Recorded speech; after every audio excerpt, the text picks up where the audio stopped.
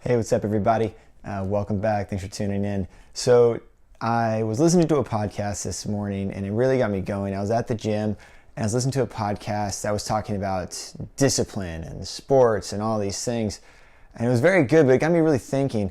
I encounter so many people in my current position and throughout my years in ministry that they want more discipline in their life. They want to be, they want to get up earlier. They want to have a better prayer life. They want to get to mass more. They want to work out more. They want to eat better and all these things, which are really, really good.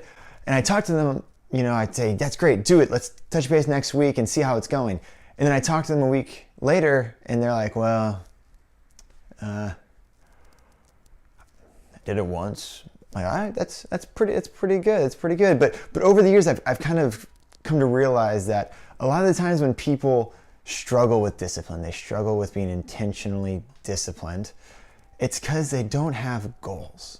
I think they have general ideas. It's like, I want to be healthy. Great, But I think it's not concrete enough. So for us as Christians, we want discipline. Why? Because we're disciples, right? The words are connected. Disciples have discipline. And we all need discipline to be disciples. Think about sports.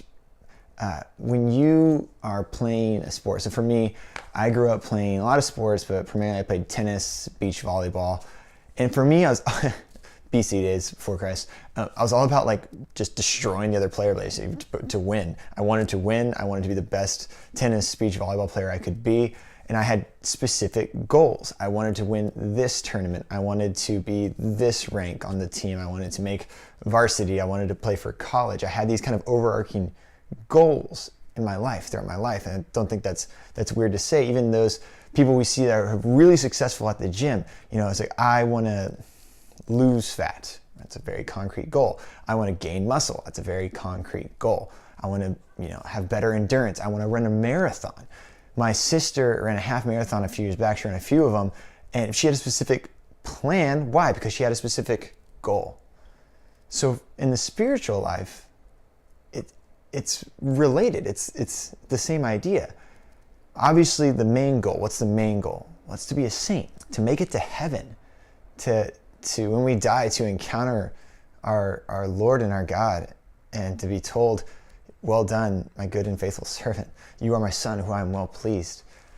And that sounds great in theory, but I think sometimes the reason we struggle with this call and this drive for holiness is because we leave it in the abstract. It's not real enough for us. It's left in this kind of one day, maybe that's great, I want to get there, so I'll try a little bit here or there. But there needs to be something more tangible for most people. So for me, what's really helped is to have this big goal of I want to be a saint, but then to break it down even more. Well, how do I want to be a saint today? How do I need to be a saint this week with my wife, with my family, with my friends, with my work?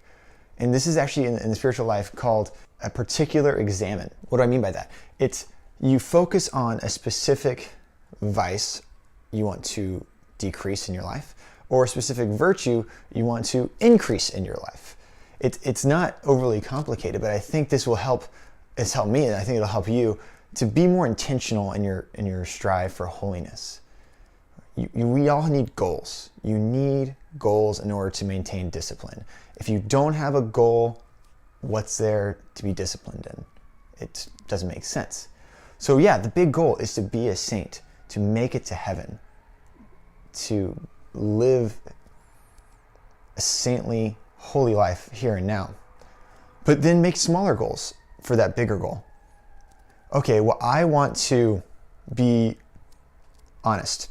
And being honest isn't just not telling lies. If that's a vice you're struggling with, then that can be a part of your particular examen to stop lying. But being honest requires to tell the truth, right? It requires you to tell the truth. Or, if your goal is to, in the spiritual life, I want to grow in the virtue of chastity. That's be physical and be mental. So if the vices you struggle with, pornography, you struggle with masturbation, you struggle with, relationships outside of marriage, then the first step is then to remove that vice.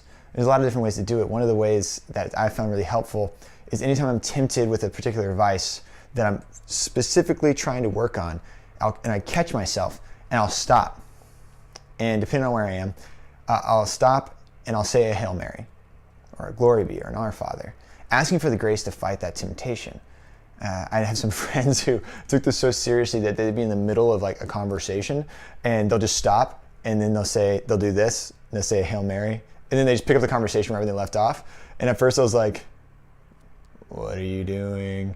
But it was really beautiful because they were intentionally striving for holiness in whatever vice that they were tempted to commit in that moment. I don't know. They didn't say, and you don't have to. But the first step is then to conquer the specific vice that is contrary to the virtue you want to grow in, and then the next step is to do the virtue. Right? If you want to grow in honesty, then practice not just not lying, but to tell the truth, to be bearers of the truth. If you want to grow in the virtue of humility, it's not just, shrinking in pride and like talking about yourself too much or something like that. It is to intentionally go out of your way to be in humble or humiliating situations. For example, Saint Therese of Lisieux, she was reprimanded one time by one of her superiors for supposedly not doing her job, not cleaning. And in her diary, Saint Therese writes that she actually did do her job, and that actually wasn't assigned to her, but she was yelled at anyway. But when she was being reprimanded, she didn't object. She took it and said, and offered it up to the Lord, basically. And in that way, she grew in humility. So we need to have goals in order to be disciplined. And if you don't have an overarching goal for anything, then you're not going to do it. But I encourage you to have smaller goals within the bigger goal. For those that want to win a specific tournament, for me it was tennis or volleyball. Yeah, my overarching goal was to win this tournament. How did I do that? I did it by eating right, by drinking enough water, by working out, by practicing almost every single day. And in the spiritual life, it needs to kind of be the same reality, but more important because we're talking about heaven, not just a tournament. I want to be a saint. Well, how am I going to do that? I'm going to do that by decreasing in vice, by growing in virtue, by attending Mass, by growing in my prayer life, by loving others as I wish to be loved. So I encourage you to set goals. And I challenge you to ask yourself the question, are my goals real enough? And are they hard enough? So whatever it is, whatever vice you need to decrease in your life, whatever virtue you need to increase, do a particular examine at the end of your day, before you go to bed. Think about your day. Think, how many times did I not do this virtue? How many times did I commit this vice? Ask for forgiveness. Ask for the grace to continue on. And God will provide.